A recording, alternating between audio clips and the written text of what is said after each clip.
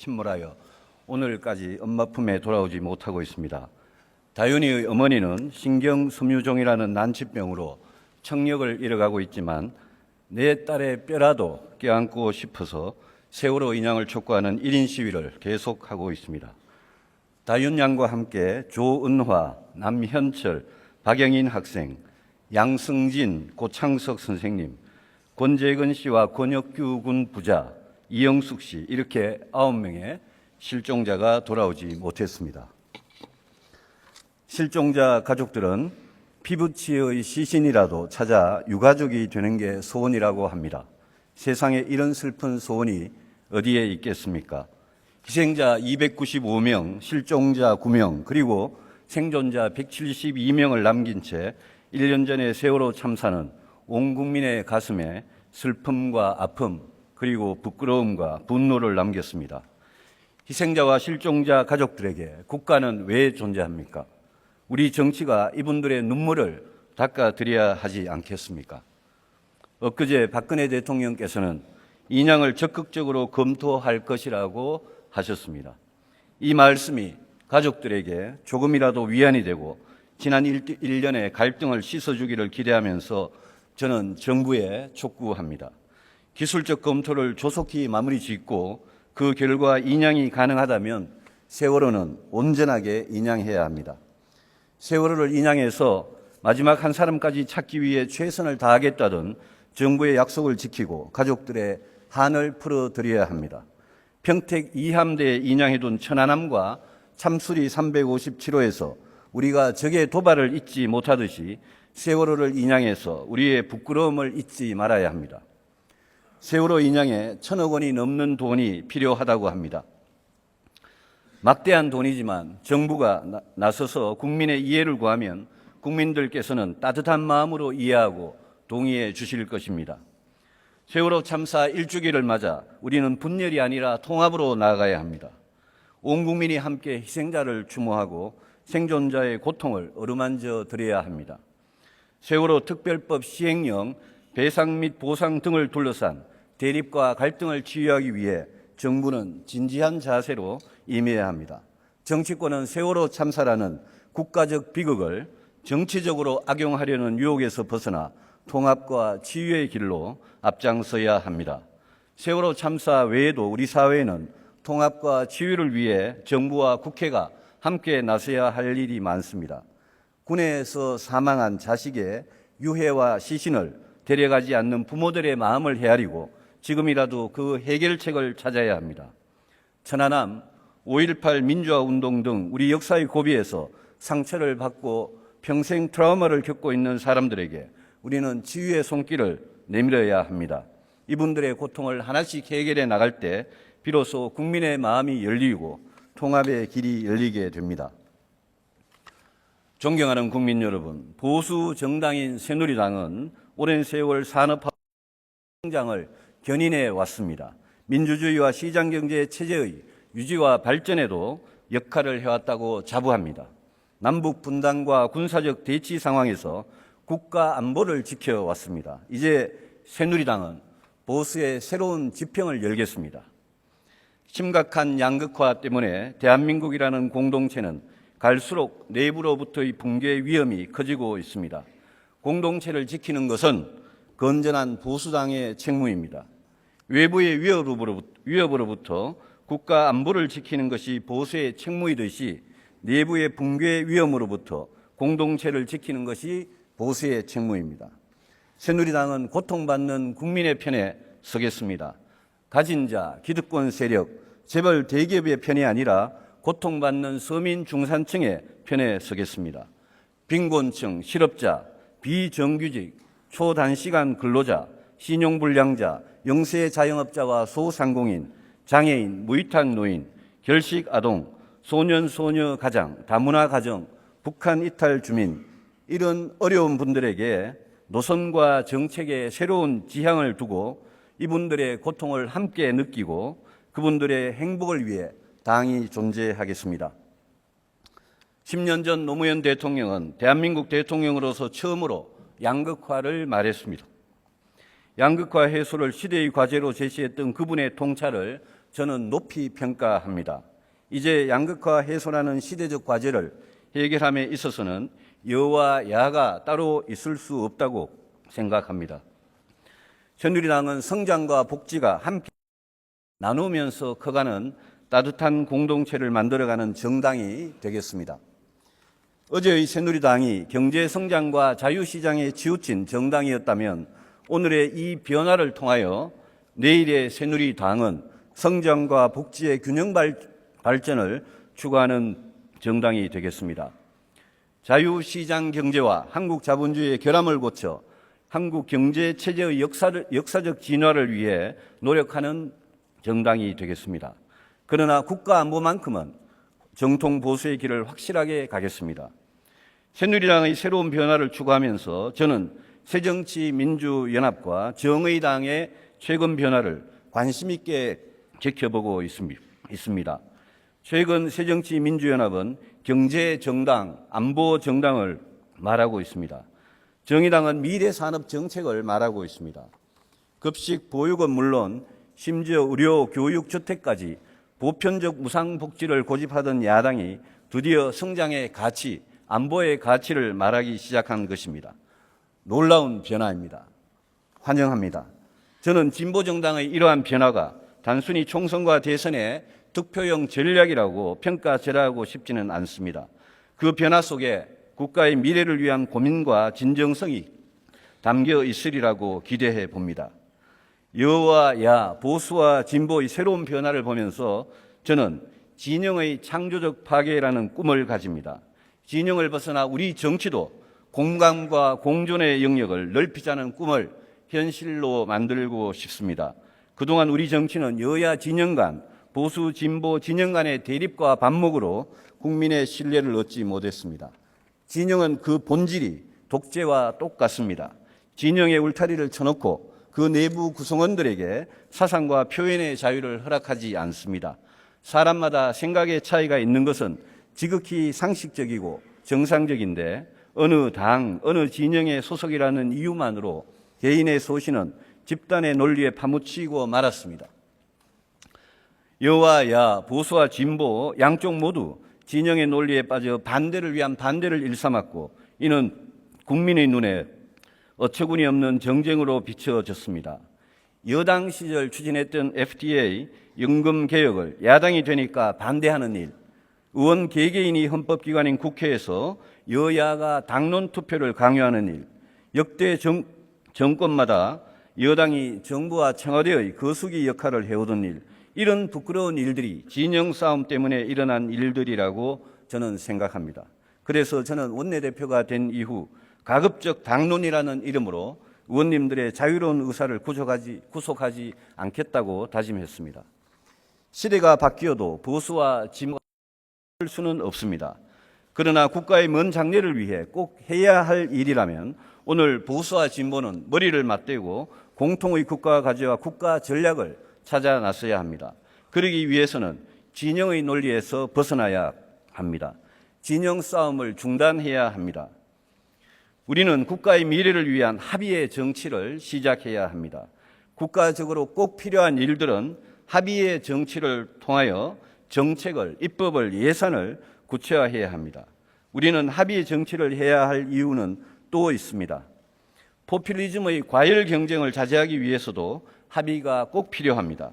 민주주의라는 정치 시장에서 정치의 본능은 득표입니다. 표 때문에 우리 정치인들은 포퓰리즘에서 완전히 자유로울 수 없는 사람들입니다. 소위 죄수의 딜레마처럼 그동안 여야의 포퓰리즘 경쟁은 상호 상승작용을 일으키면서 반복되었고 이는 국가재정, 국가발전에 큰 피해를 주었습니다. 역대 대선과 총선에서 각 정당 후보들이 내세운 공약들이 그 생생한 사례입니다. 정치적으로 인기가 없지만 국가적으로 꼭 필요한 일을 하려면 합의의 정치가 필요합니다. 존경하는 선배 동료 의원 여러분, 우리 국회가 진영의 논리와 포퓰리즘 경쟁에서 벗어나 국가의 미래를 위한 합의의 정치를 시작한다면 우리가 할 일은 많고 국민은 우리 정치를 다른 눈으로 평가하기 시작할 것입니다. 저는 이런 노력이 진정한 정치 개혁이라고 믿습니다.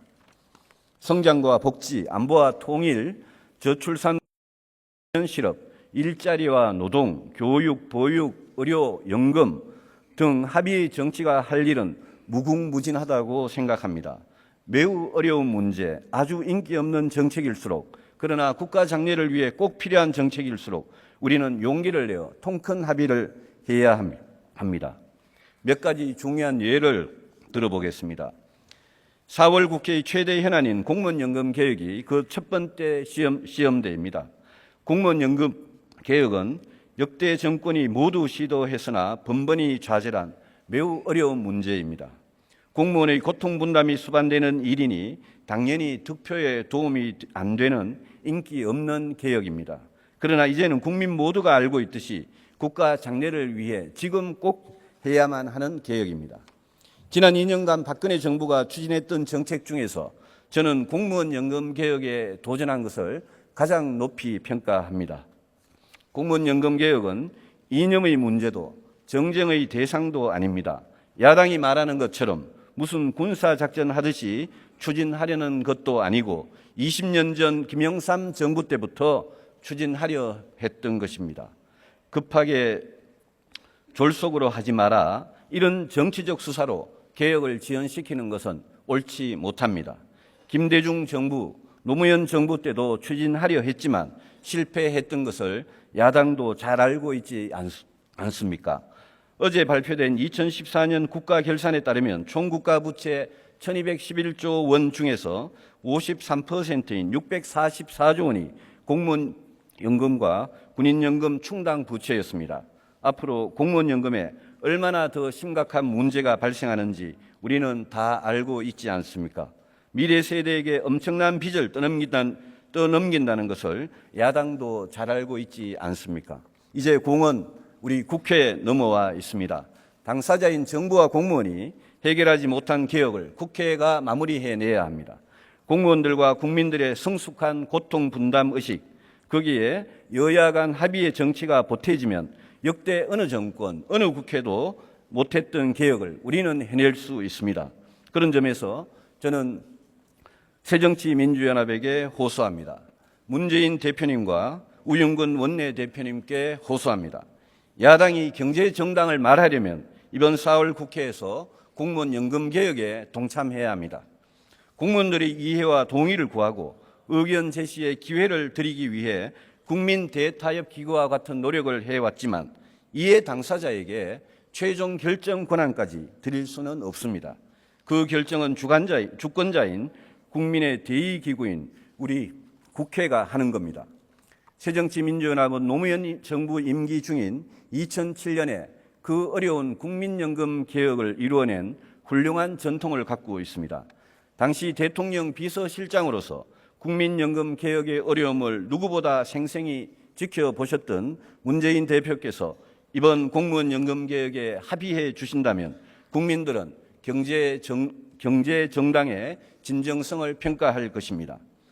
여야 모두 공무원 연금 개혁이 지금 구분응선까지 왔다고 인정합니다.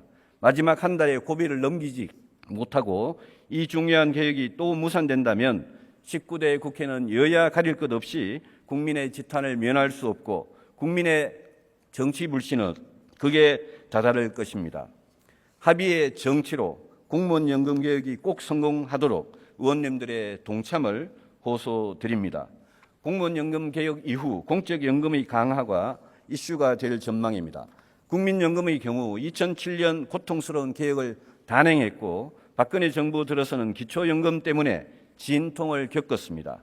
국민연금의 소득 대체율을 높이는 것은 기여율 인상 없이는 쉽지 않은 문제입니다. 오히려 국민연금의 경우에는 연기금 자산 운용의 독립성과 전문성을 강화하는 개혁으로 수익률을 제고해서 연금 고갈 시점을 최대한 연장하는 것이 국민 부담을 줄이는 중요한 과제라고 생각합니다.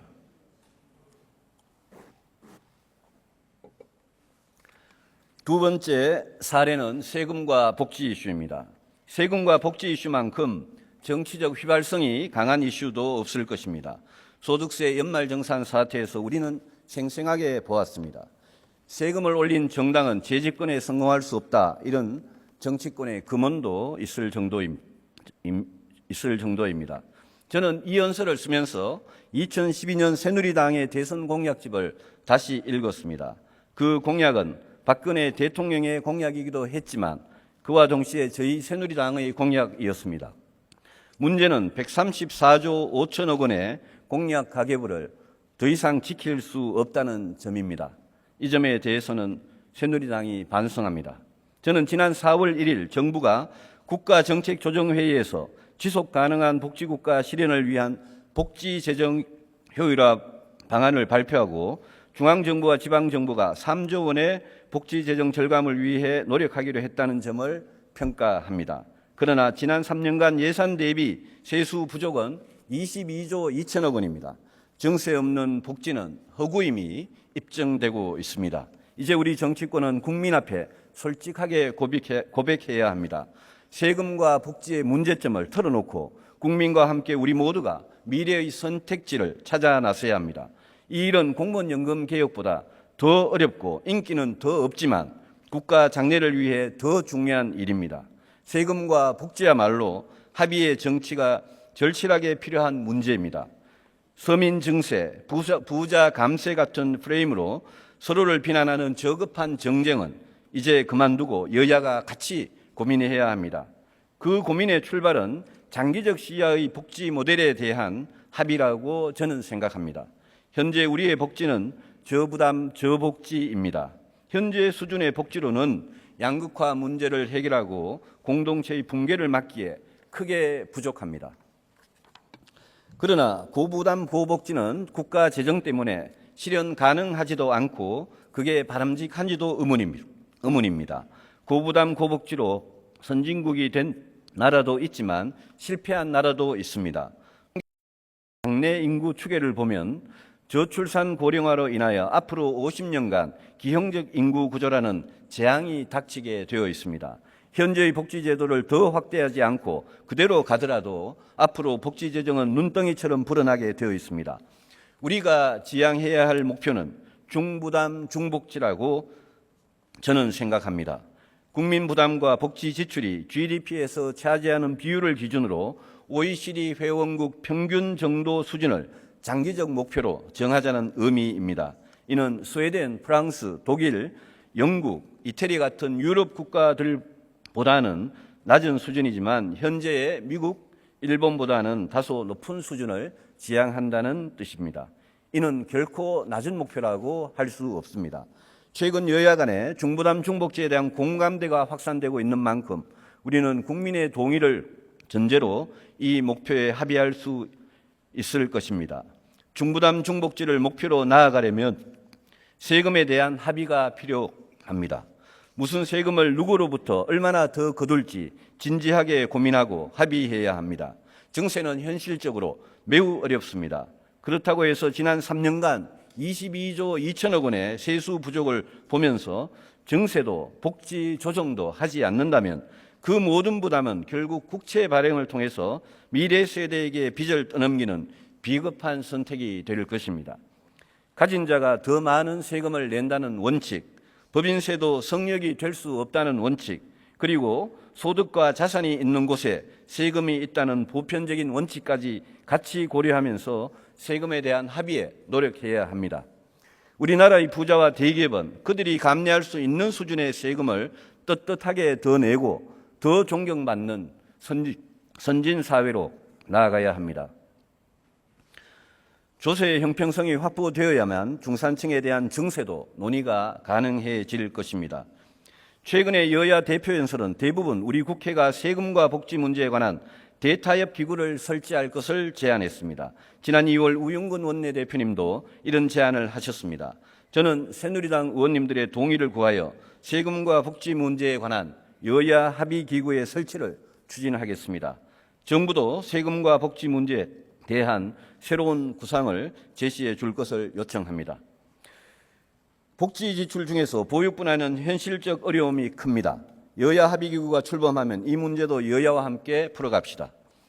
0-2세 보육료, 3-5세 누리과정, 0-5세 양육수당을 합친 올해 보육 예산은 10조 2,500억 원으로서 급식 예산 2조 5천억 원의 4배입니다.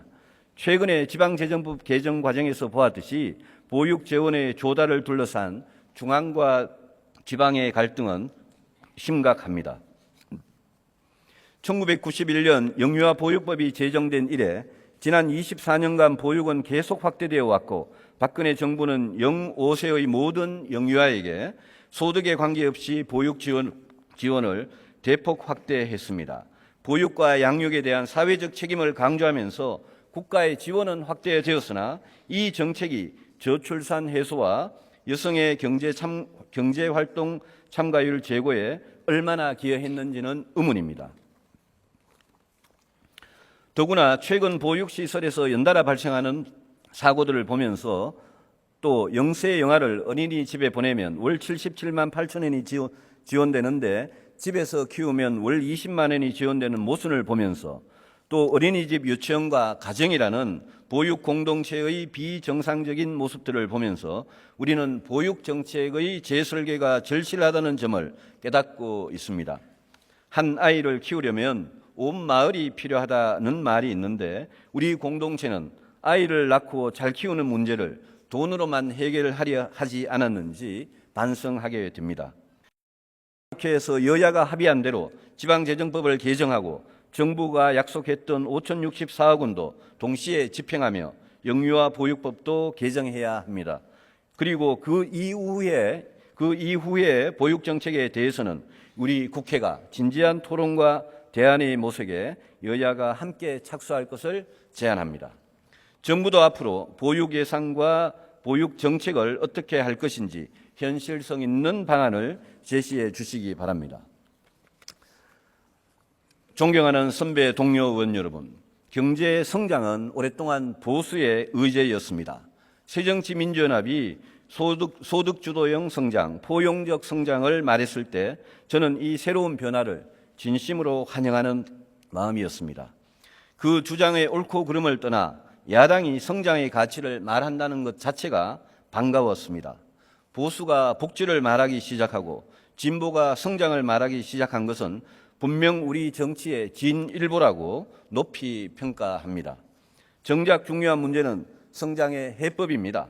복지는 돈을 어디에 쓰느냐, 어떻게 쓰느냐의 문제인데 성장은 돈을 어떻게 버느냐의 문제입니다. 성장의 해법은 복지의 해법보다 훨씬 더 어렵습니다.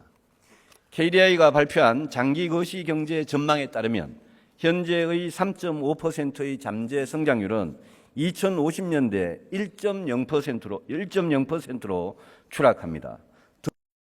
전망에 따르면 2040년대부터 1.0% 이하로 추락하며 2060년대부터는 마이너스 성장으로 추락합니다. 대한민국이 성장을 못하는 나라, 저성장이 고착화된 나라가 되는 것입니다. 이것은 국가적 대재앙입니다.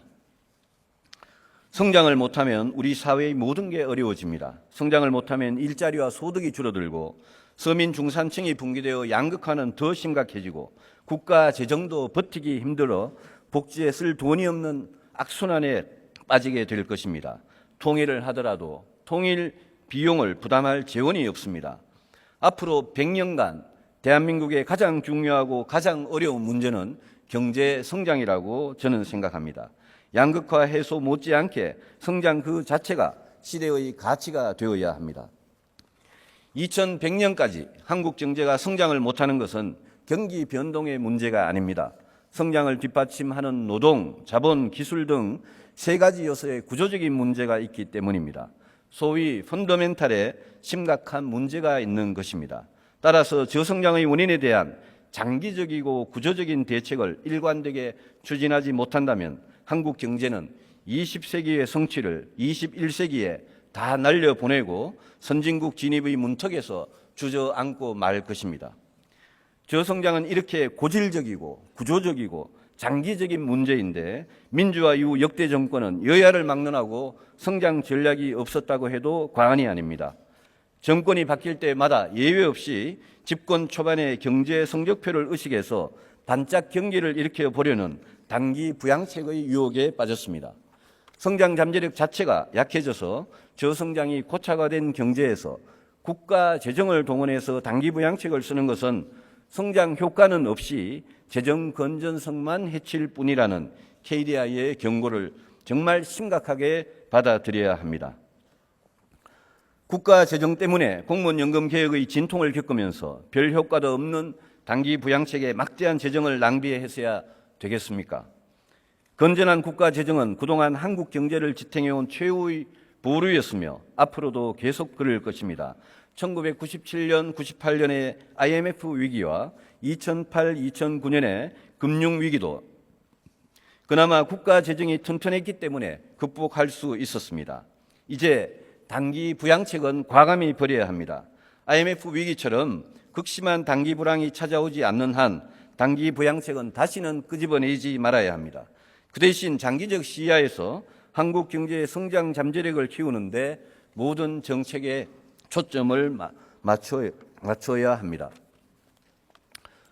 성장 잠재력 키우는 일은 한두 가지 정책 수단만으로 가능한 일이 아닙니다.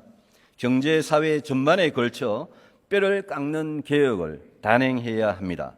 자본, 노동, 여성, 청년, 교육, 과학기술, 농업, 제조업, 서비스업, 대기업과 중소기업 등 거의 모든 분야에서 가히 혁명적인 변화가 일어나야 합니다.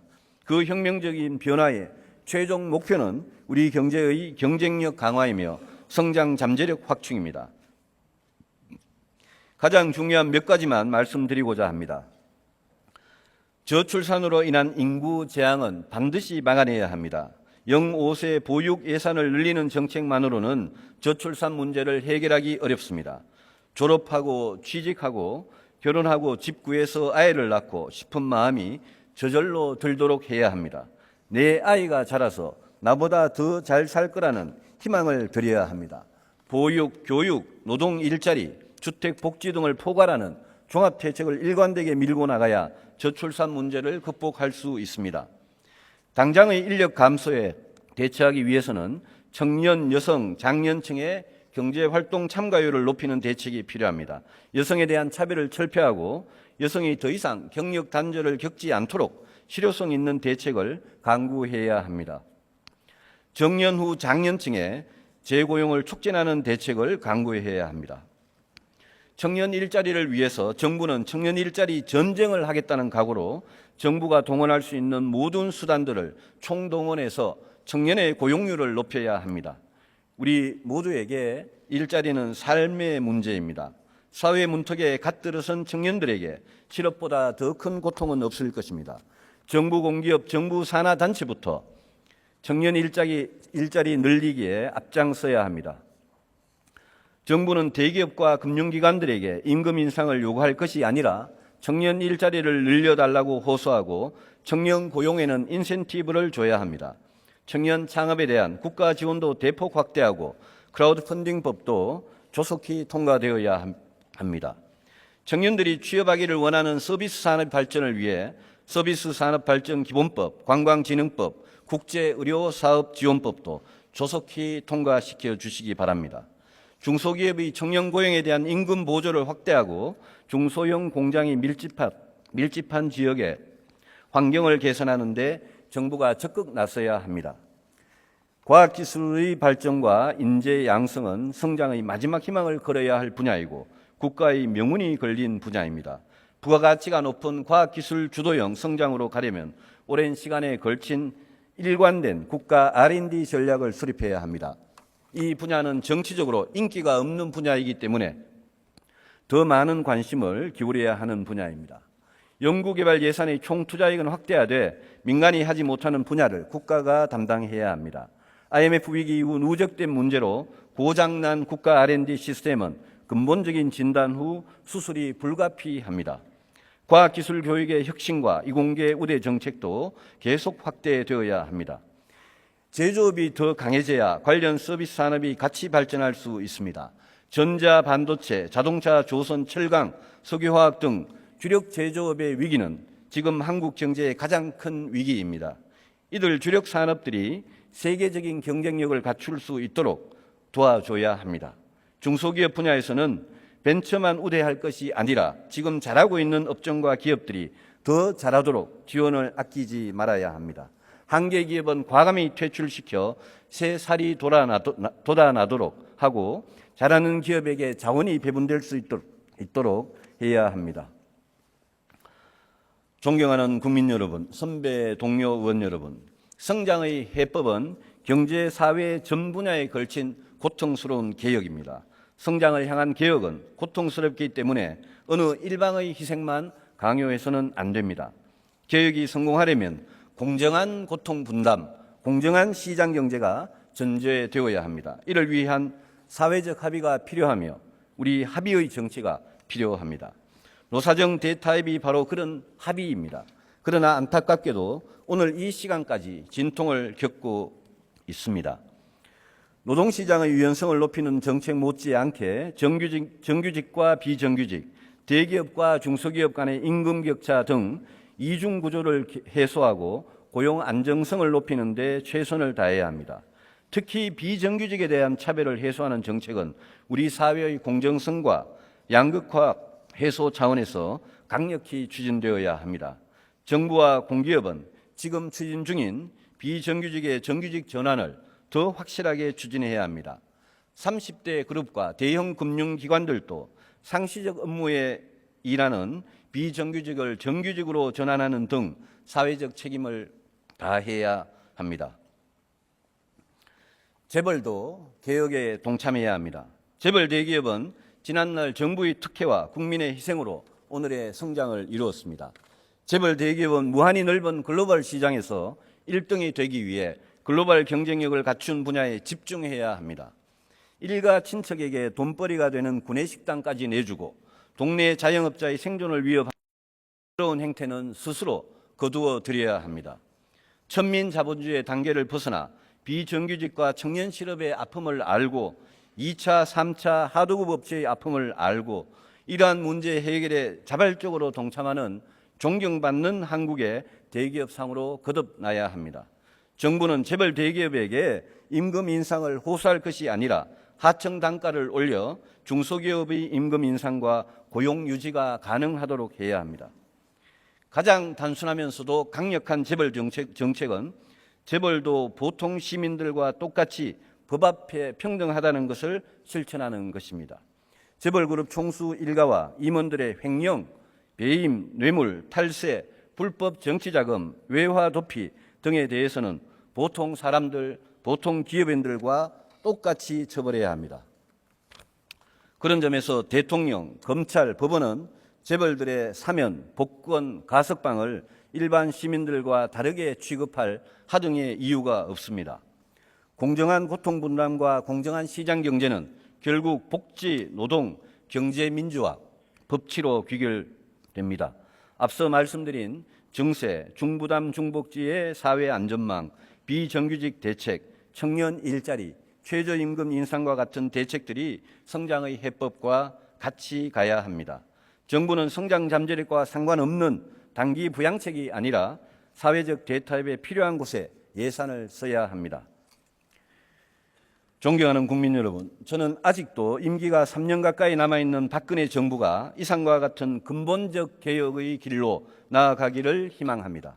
이러한 점에서 최근 정부가 단기 부양책보다는 노동, 금융, 교육, 공공의 4대 부문 개혁을 말하고 2017년까지 잠재 성장률 4%대 진입을 목표로 3년의 혁신으로 30년의 성장을 추진하겠다고 나선 점을 저는 높이 평가합니다. 그러나 3년 내에 성과에 조급해서는 안 됩니다. 잠재 성장률을 4%대로 높이는 일은 3년의 개혁으로는 달성하기 어렵습니다. 오히려 박근혜 정부가 앞으로 3년 동안 그 다음 정부가 후퇴시킬 수 없는 개혁의 제도적 기반을 구축할 수만 있다면 역사적 평가를 받을 것입니다. 정부는 공무원 연금 개혁에서 시작해서 세금과 복지, 노동, 보육과 교육, 청년 일자리, 그리고 성장 등의 분야에서 개혁의 인프라를 제안하고 우리 국회는 합의의 정치로 국가의 장래를 준비하는 개혁을 뒷받침할 수 있다면 대한민국의 새로운 희망이 보이지 않겠습니까? 저는 야당이 제시한 소득주도 성장론도 재검토가 필요하다고 생각합니다. 적정한 속도의 최저임금 인상, 취약계층에 대한 복지 지출의 확대는 빈곤과 양극화 해소라는 차원에서 동의합니다. 최저임금 인상과 복지 지출 확대가 저소득층의 소비를 늘려 내수 진작에 어느 정도 도움이 된다는 점도 인정합니다. 그러나 앞에서 말씀드린 대로 2100년까지 저성장의 대재앙이 예고된 우리 경제에 대하여 이 정도의 내용을 성장의 해법이라고 말할 수는 없습니다. 저는 소득주도 성장을 정치적으로 비난할 생각은 조금도 없습니다. 제대로 된 성장의 해법이 없었던 것은 지난 7년간 저희 새누리당 정권도 마찬가지였습니다. 녹색 성장과 4대강 사업 그리고 창조경제를 성장의 해법이라고 자부할 수는 없습니다. 제가 강조하고 싶은 것은 이왕 야당이 성장이라는 시대의 가치를 이야기한다면 여야가 그 해법의 어려움을 인식하고 합의의 정치로 성장을 위한 지난한 개혁의 길로 함께 가자는 점입니다. 존경하는 선배 동료 의원 여러분, 최근 많은 국민들께서 사회적 경제에 주목하고 있습니다. 복지와 일자리에 도움을 주며 양극화 해소와 건강한 지역 공동체 형성에 도움을 주는 협동조합, 사회적 기업, 자활기업, 마을기업, 농어촌 공동체 회사 등 사회적 경제 조직들이 빠른 속도로 증가하고 있습니다. 그 영역도 돌봄, 보육, 교육, 병원, 신용, 도시락, 반찬가게, 동네 슈퍼 등 매우 다양하게 나타나고 있습니다. 우리가 중부담 중복지를 목표로 나아간다면 우리 사회 전체의 복지 수요를 국가 재정이 모두 감당할 수는 없습니다. 일자리도 마찬가지입니다. 기업이 만들어내는 일자리와 정부가 세금으로 만드는 일자리는 늘 충분하지가 않습니다. 사회적 경제는 국가도 시장도 아닌 제3의 영역에서 사회적 가치를 추구하는 경제 활동으로서 복지와 일자리에 도움이 되는 자본주의 경제 체제의 역사적 진화라고 생각합니다. 우리보다 훨씬 앞서 자본주의와 시장 경제를 해왔던 선진국들도 사회적 경제가 발달하고 있습니다. 사회적 경제는 정치적 오염과 도덕적 해이를 경계해야 합니다. 사회적 경제를 건강하게 발전시키는 일은 여야 모두의 우리 19대 국회가 사회적 경제 기본법을 제정하여 한국 자본주의의 역사적 진화에 기여할 수 있기를 기대합니다. 경제 분야의 마지막 주제로 저는 가계부채의 심각성을 경고하고자 합니다. 작년 말 가계부채는 1,089조 원을 기록했습니다. 국민 1인당 평균 2,150만 원이며 가계부채가 GDP의 75%입니다. IMF 위기 때는 기업들의 과도한 부채 때문에 외부로부터의 작은 충격에 대규모 도산 사태와 대량 해고가 발생했고 양극화도 심화되었습니다. 지금은 가계부채가 시한폭탄과 같은 문제가 되었습니다. LTV, DTI의 완화와 금리 인하는 가계부채의 증가 속도를 높여 문제를 더 악화시키고 있습니다. 가계부채는 개인이 원금과 이자를 갚는 게 당연한 원칙입니다. 그러나 이 문제가 우리 경제 전체의 리스크를 악화시키지 않도록 정부가 정교한 대책을 수립해 줄 것을 당부드립니다. 지난번 2차례에 걸친 안심전환대출은 은행과 정부의 부담으로 원리금 상환 능력이 있는 일부 계층에게만 혜택을 주는 정책이었습니다. 앞으로 정부는 상환 능력이 없고 부실의 위험도는 높은 한계선상의 가계부채에 대책의 우선순위를 둘 것을 촉구합니다. 존경하는 국민 여러분, 선배 동료 의원님 여러분, 성장 복지와 함께 안보 통일은 우리의 4대 국가 아젠다입니다. 올해는 광복 70년이자 분단 70년이 되는 해입니다. 광복과 함께 분단이 된 70년 전의 슬픈 역사는 분단을 허물어 통일과 진정한 광복을 이룩해야 하는 역사적 과업을 우리에게 남겼습니다. 대북정책과 통일정책은 별개가 아니라고 생각합니다. 오늘의 대북정책이 쌓여서 통일정책이 되는 것입니다. 그러한 점에서 통일 이전에 북한의 개혁 개방, 북한 경제의 발전, 북한 체제의 전환을 유도하는 것이 바람직한 대북정책이라는 주장에 저는 동의합니다. 그러나 지금까지의 북한은 그런 이성적인 대북 정책이 통하지 않는 상대입니다. 문제의 핵심에는 북한의 핵미사일이 있습니다. 지난 4월 2일 이란의 핵무기 개발을 막기 위한 이란과 국제사회의 역사적 합의가 타결되었습니다. 그러나 이란보다 핵무기 개발이 훨씬 앞선 북한의 핵 문제는 조금도 진전이 없이 악화되어 가기만 할 뿐입니다. 2012년 12월에 장거리 미사일 발사와 2013년 2월에 3차 핵실험 이후 우리 군은 노동미사일이나 스커드 미사일에 핵탄두를 장착한 핵미사일을 이미 실전 배치했을 가능성이 매우 높다고 보고 있습니다. 즉 우리 국민들은 언제 우리를 향해 날아올지 모르는 핵미사일을 머리에 이고 있는 것입니다. 최근 사드 요격 미사일의 배치를 둘러싼 논쟁을 보면서 저는 우리가 과연 우리 손으로 우리의 생명을 지킬 생각을 갖고 있는가 이런 의문을 갖지 않을 수 없었습니다. 북핵 문제를 압박과 유도의 외교로 해결해야 한다는 주장에 저는 동의합니다. 그러나 1994년의 미국과 북한의 제네바 합의, 2005년 육자회담의 9.19 공동성명, 2012년 미국과 북한의 229 합의가 모두 어떻게 되었습니까? 북한은 그때마다 약속을 깨고 핵개발은 계속되었습니다. 북핵 문제를 현명한 외교로 해결하려는 노력은 당연히 경주하되 우리는 하루라도 빨리 북의 핵미사일 공격으로부터 국민의 생명을 지키는 모든 수단을 강구해야 합니다. 우리가 진정 평화를 원한다면 억지력을 갖고 있다는 것을 분명히 보여줘야 합니다. 저희 새누리당은 북의 핵미사일 공격으로부터 국민의 생명을 지킬 수 있는 국방 능력을 갖추는 데 모든 노력을 다할 것입니다. 최근 안보정당을 내세운 새정치민주연합에게 묻습니다. 사드의 한반도 배치를 반대하는 야당은 북한의 핵미사일 공격으로부터 국민의 생명을 지키기 위해 어떠한 대안을 갖고 있습니까? 행여 북한이 핵공격은 절대 하지 않을 것이라는 안이한 생각을 하고 있지는 않습니까? 안보정당은 한마디 말로 하루아침에 되는 게 아닙니다. 북핵과 사드, 천안함 폭침, 북한 인권법, 테러 방지법 등 국가안보의 가장 중요한 질문에 대하여 분명한 입장과 행동이 있어야 스스로 안보정당이라고 말할 수 있지 않겠습니까? 이 질문에 대한 답변을 듣고 싶습니다. 야당을 비판하려고 거북한 질문을 드리는 게 아닙니다.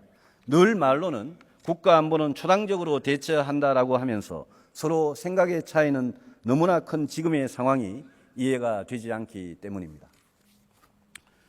존경하는 국민 여러분, 선배 동료 의원 여러분, 19대 국회가 일할 수 있는 시간은 이제 얼마 남지 않았습니다.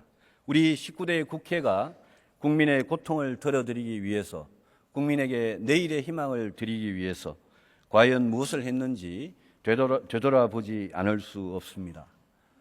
나는 왜 정치를 하는가? 저는 매일 이 질문을 저에게 던집니다. 저는 고통받는 국민의 편에 서서 용감한 개혁을 하고 싶었습니다. 15년 전 제가 보수당에 입당한 것은 제가 꿈꾸는 보수를 하고 싶었기 때문입니다.